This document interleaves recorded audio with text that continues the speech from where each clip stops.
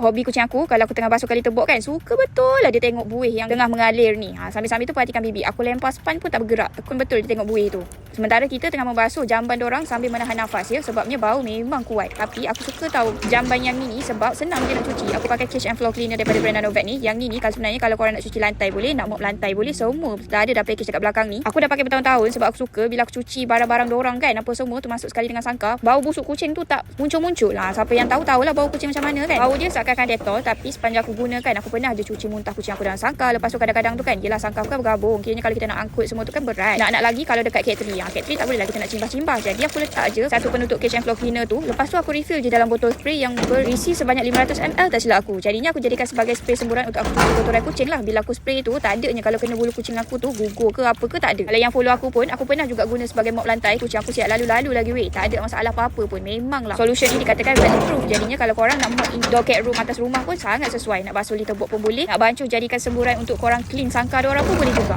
Memang jimat sangat-sangat. Tak percaya tengok dekat beg kuning. Murah pun murah, boleh bancuh banyak. Berbala gila.